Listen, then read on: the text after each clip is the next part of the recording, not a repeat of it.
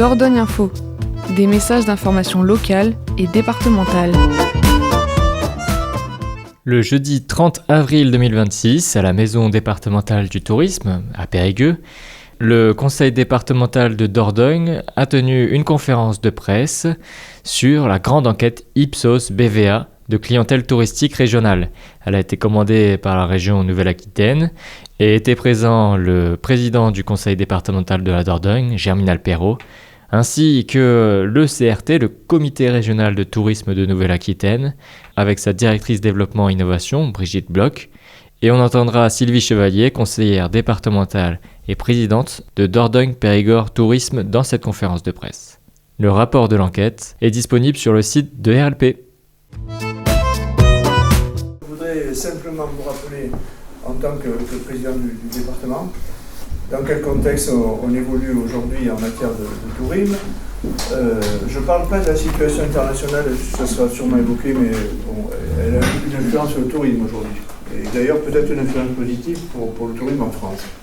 En tout cas, moi, ce que je veux vous répéter, c'est que le tourisme, c'est essentiel à l'économie du département. C'est un tiers de l'économie, en gros. Un tiers pour l'agriculture, un tiers pour les entreprises, un tiers pour l'activité touristique. Et ça fait longtemps que ça dure, mais c'est monté en puissance au cours des dernières années. Au moment des lois de décentralisation, les départements ont eu des compétences en matière touristique, et on a bien vu à l'époque, je me souviens de Bernard Viola, qui était le président de l'époque, qui avait axé le tourisme en Dordogne sur ce qu'on appelait à l'époque le tourisme vert, et le tourisme chez l'habitant. Et en vérité, ça n'a pas beaucoup... Ça a évolué, bien sûr. Mais ce qu'on voulait dire par là, moi j'ai été vice-président du tourisme en 88, à partir de 88, pendant quelques mandats, ce qu'on voulait dire par là, c'est que ce que l'on souhaitait, c'est que les Périgourdins s'approprient cette activité économique. Et on a vu fleurir des campings à la ferme, des fermes auberges, on a vu un tas de gîtes ouvrir, on a vu des meublés de tourisme, etc., etc. Et le département intervenait financièrement pour les aider. Et je crois que une des réussites du département, c'est ça justement. C'est que les Périgourdins se sont appropriés cette activité économique et qu'on n'a pas eu, comme ça a été le cas ailleurs, des grands groupes qui sont venus et qui ont créé un peu artificiellement des activités de tourisme. Nous, ça a été vraiment lié aux habitants. Les grands groupes, ils arrivent maintenant, puisque c'est eux qui rachètent les terrains de camping. Mais si je vous dis ça, c'est parce qu'on était assez fort et assez optimiste dans la culture que portaient les Périgourdins. Puisque chez nous, le tourisme, c'est une activité culturelle. Et les gens, quand on parle de l'art de vivre, les gens peuvent le mesurer à travers la gastronomie, ils peuvent le mesurer à travers les activités de pleine nature qu'on a encouragées, à travers l'attention qu'on porte au patrimoine, mais aussi par le contact. Et je crois que ça a été un tourisme de contact. Et aujourd'hui, peut-être que les visiteurs, mais l'étude va le dire, peut-être que les visiteurs rechercheront ce contact, ou du moins des choses authentiques. En tout cas, c'est ce que l'on a essayé de travailler. Le département a sa place, bien entendu soutient le CDT, qui, je crois, fait un excellent travail, aux côtés des offices intercommunaux aujourd'hui. À l'époque, c'était des offices communaux. J'ai milité moi-même, quand les communautés de communes se sont créées, pour que ce soit les communautés de communes qui prennent la compétence tourisme, parce que ça leur donnait plus de poids. Donc, aux côtés de l'ensemble du réseau des offices, dans notre département, mais aussi aux côtés d'acteurs privés qui sont en Dordogne très puissants et qui aussi participent largement d'abord à la mise en œuvre du patrimoine, à son excellence, mais aussi à la promotion. Donc le département, très rapidement, qu'est-ce qu'il fait ? Il a essayé, depuis 10 ans en tout cas, il a mis un cap, c'est celui de l'excellence environnementale, et on le fait partout. Que ce soit pour la politique de l'eau, que ce soit pour la politique des forêts, même pour la politique des routes, c'est nous qui avons permis à 500 communes d'adhérer à la charte zéro pesticide. On a été le premier département à faire ça. C'est nous qui conduisons un programme national et européen sur l'alimentation. J'irai d'ailleurs dans 3 semaines à Rome à un colloque européen. Bref, on s'est appliqué à encourager les activités de pleine nature, je n'y reviens pas, mais la randonnée, les voies vertes, la randonnée nautique, et puis nos sites départementaux. Le patrimoine, où on essaie de donner l'exemple sur notre patrimoine départemental, avec Lascaux, Biron, Bourdeil, Cadouin, le Grand Roc, etc., etc. Et puis la gastronomie, où on apporte un soutien aux filières de qualité. Et pour nous, l'agriculture, elle est indissociable du tourisme. Bon. Et puis un dernier mot de désenclavement, avec le soutien à l'aéroport de Bergerac, qui est un outil important pour nous, mais aussi l'amélioration des trajets en train, et il y a du travail, et ou l'accès routier au département. Voilà. Moi, j'en dis pas plus.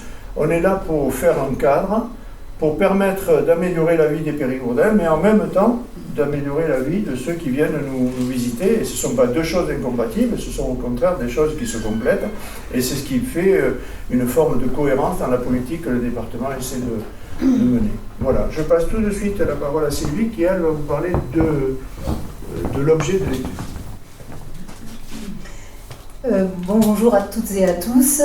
En préambule, si vous me permettez, je voulais remercier notre président d'être là à nos côtés, parce que sa présence démontre l'importance que revêt le tourisme, même s'il l'a dit et rappelé, dans la stratégie générale du département.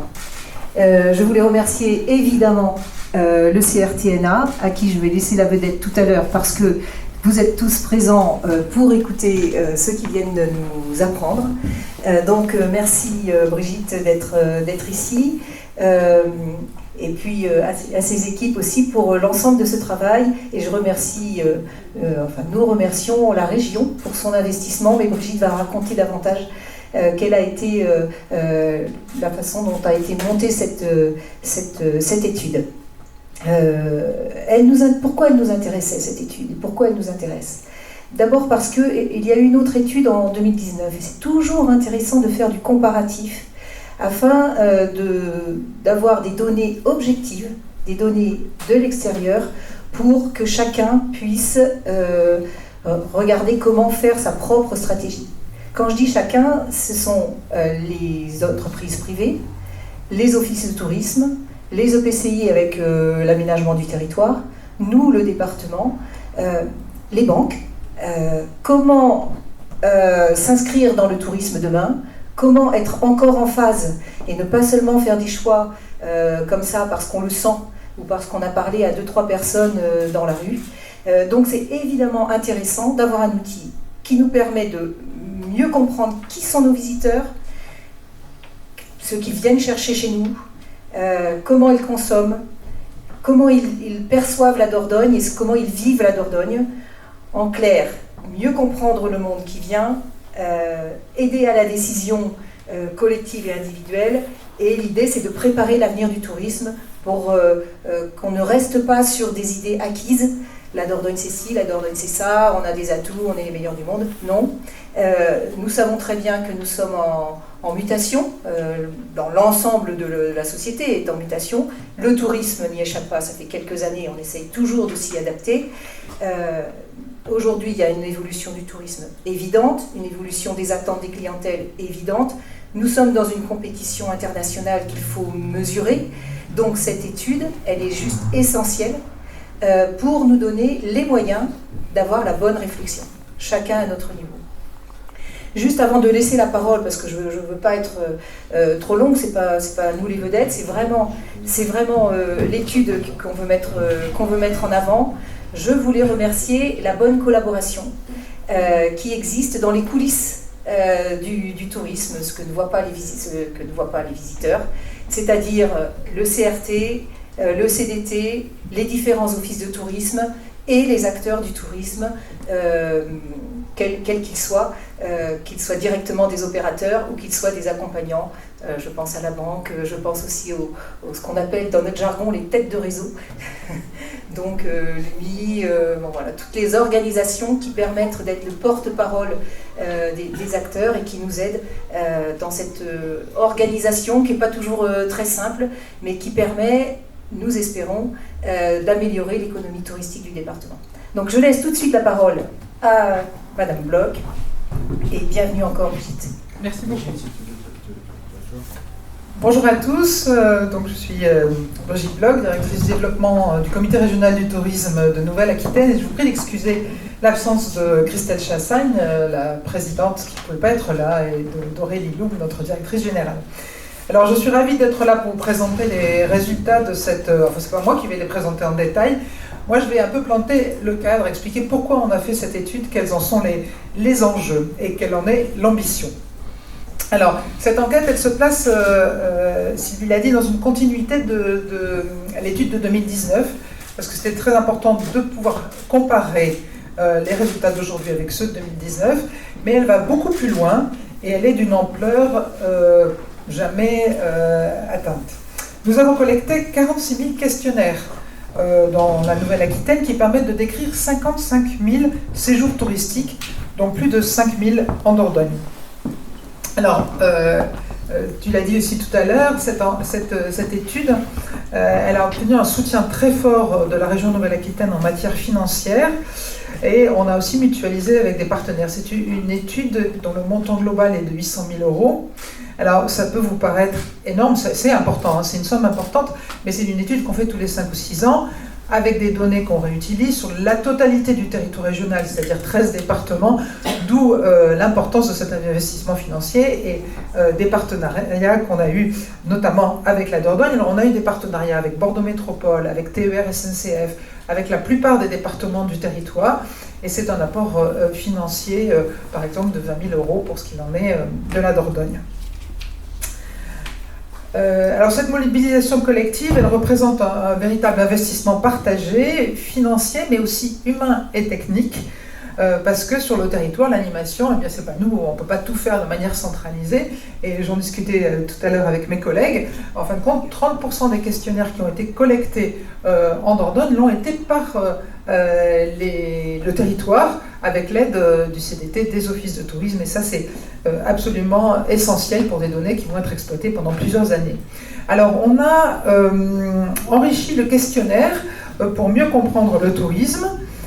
Donc il a été enrichi, approfondi, avec comme ambition de disposer d'une connaissance extrêmement fine des comportements touristiques, mais aussi pour pouvoir actualiser de manière très fiable le bilan carbone du tourisme en Nouvelle-Aquitaine. Parce qu'on se sert de ces données qu'on collecte, de cette image du tourisme qu'on arrive à faire avec cette étude, pour calculer le bilan carbone. Et du coup, on peut voir une évolution de ce bilan carbone entre une édition et l'autre édition de l'enquête. Alors, quelles sont les données que fournit cette enquête? En fin de compte, on va savoir presque tout sur les touristes en Dordogne, puisqu'on a les périodes de séjour, les lieux fréquentés, l'origine géographique des clientèles, les modalités de préparation, de réservation, les modes d'hébergement, les modes de transport, les activités pratiquées, la satisfaction, les dépenses, les caractéristiques du touriste. Donc vous allez avoir toutes ces informations en détail et vous verrez à quel point on a une image très complète de qui sont les touristes qui viennent sur le territoire. Alors on pourrait se dire à quoi servent ces données? Alors d'abord, c'est une photographie extrêmement détaillée du tourisme après le Covid, avec des comportements qui ont évolué. Alors bien sûr, il y a toujours des tendances assez fortes dans le tourisme. Les gens qui veulent aller à la mer, ils vont à la mer. Ceux qui aiment la campagne vont à la campagne. Ceux qui aiment le patrimoine. Mais il y a des évolutions dans les comportements et cette étude permet de s'en rendre compte. C'est un outil stratégique de pilotage pour ce qui reste la première filière économique de la région. On le verra pour la Dordogne tout à l'heure. Je ne dévoile pas le chiffre, mais au niveau régional, on est à 14,8 milliards de recettes touristiques. Donc vous voyez à quel point c'est essentiel pour le territoire de la région Nouvelle-Aquitaine. Ces données, elles sont indispensables aux stratégies marketing et aux actions de promotion, bien sûr, aux politiques publiques du tourisme. C'est parce qu'on adapte, bien sûr, tu le disais, il y a des choses... J'avais un collègue qui disait ce qui marche pour les touristes, c'est ce qu'on fait pour les habitants. Eh bien oui, on a une conception globale quand on est un aménageur du territoire sur les gens qui en sont les visiteurs et les utilisateurs du territoire, mais ça comprend les habitants et les touristes. Bien sûr, ça sert aux acteurs institutionnels, mais aussi aux professionnels eux-mêmes et aux porteurs de projets, parce que souvent, quand on veut lancer une activité ou quand on veut comparer son activité à celle des autres, eh bien sûr, on a besoin de données, on a besoin de savoir qui vient, à quelle clientèle on va s'adresser, et avec cette étude, on va pouvoir le savoir de manière précise. Alors avant que les résultats vous soient présentés, je souhaite adresser mes remerciements chaleureux et sincère au comité départemental du tourisme de la Dordogne. Merci pour la collaboration étroite, y compris financière, je l'ai dit tout à l'heure, tout au long de cette enquête. Un remerciement particulier à Sylvie, la présidente, et à Christophe Gravier, le directeur, pour leur engagement, leur confiance et la qualité du travail partenarial mené avec le CRT sur cette étude et pas uniquement.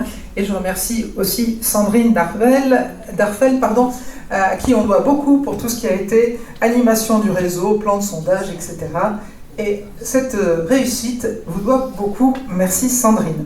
Grâce à cette démarche collective, nous disposons aujourd'hui de données solides et partagées, stratégiques, pour mieux comprendre la fréquentation touristique en Dordogne et accompagner son développement dans la durée. Et le fait qu'à l'échelle de la Nouvelle-Aquitaine, eh bien, on ait des données partagées, c'est aussi très utile parce que ça veut dire qu'on parle tous le même langage. Et c'est extrêmement important, y compris dans la communication qu'on a vers l'extérieur, parce qu'on sait que les données dont on va parler en Gironde, elles sont comparables chacune avec leur identité, avec celles faites dans les autres départements, et ça c'est essentiel, parce que souvent on compare des choux et des carottes. À propos de choux et de carottes, ne vous étonnez pas si vous avez l'impression que ces données, elles peuvent être différentes de choses dont vous avez déjà entendu parler en Dordogne. En fin de compte, ces données, elles sont comparables à celles qu'on a produites en 2019, mais dans la donnée touristique, c'est un vrai défi de produire des données qui ont du sens, qui sont cohérentes avec la fréquentation, etc. Donc, on a un gros travail méthodologique qui est effectué par le CRT pour que ces données, ce soient des données solides et robustes, c'est-à-dire sur lesquelles on peut s'appuyer. Alors, ça ne veut pas dire que les autres données qui sont produites entre-temps, elles n'ont pas leur intérêt, mais elles ne sont vraiment pas de même nature par rapport à l'investissement qu'on fait sur cette étude. Donc méfions-nous des comparaisons, comparons celle-ci avec celle de 2019 plutôt qu'avec des données qu'on peut produire entre-temps. Voilà, et pour rentrer dans les détails et avoir les chiffres dont vous rêvez, eh bien, je vais passer la parole à Pascal Buchot et Catherine Thioul, qui travaillent à l'Observatoire, qui vont rester là parce que ça leur permet à la fois d'avoir un œil sur la présentation, de voir les intervenants. Voilà, merci pour votre attention et maintenant on passe aux résultats. Donc, comme l'a très bien dit Brigitte, je la remercie. Elle vous a présenté en fait quelle était l'importance de cette enquête de clientèle. Donc au niveau effectivement, donc je ne reviendrai pas sur les objectifs, mais plutôt sur la méthodologie en tant que telle. Donc effectivement, il y a une nécessité de faire un questionnaire qui a été distribué par les enquêteurs de BVA et Ipsos, mais également, et grâce au CDT, ils ont pu collecter 30% des questionnaires sur le territoire. Ils avaient à leur disposition différentes matières, ils avaient des QR codes qui avaient été faits, des affiches, et tous ces questionnaires donc, ont pu générer au total 5400 séjours sur le territoire de la Dordogne. Donc 4400 en saison, qui regroupe en fait le printemps, l'été et l'automne, qui sont 2 mois pour chaque saison, ce sont 2 mois de l'année. Donc pour le printemps, c'est mai-juin, l'été, juillet, août, et l'automne, septembre-octobre, qui correspond plus, on va dire, aux saisons touristiques qu'aux saisons naturelles. Et l'hiver, donc, c'est 6 mois de l'année, de novembre à avril. Et donc par nationalité, ils ont pu collecter jusqu'à 4700 séjours pour les Français et 700 pour les étrangers. Donc ces données, à partir de ces questionnaires, donc on a des données exogènes qui nous viennent notamment surtout de l'INSEE, et on fait un redressement, c'est le jargon, on va dire, statistique, pour redonner à chaque poids de questionnaire ce qu'il représente réellement dans la fréquentation touristique. Donc on utilise surtout l'INSEE, mais également les données aéroportuaires, les données de la SNCF pour ceux qui viennent en train, pour essayer de recaler en fait tous ces questionnaires.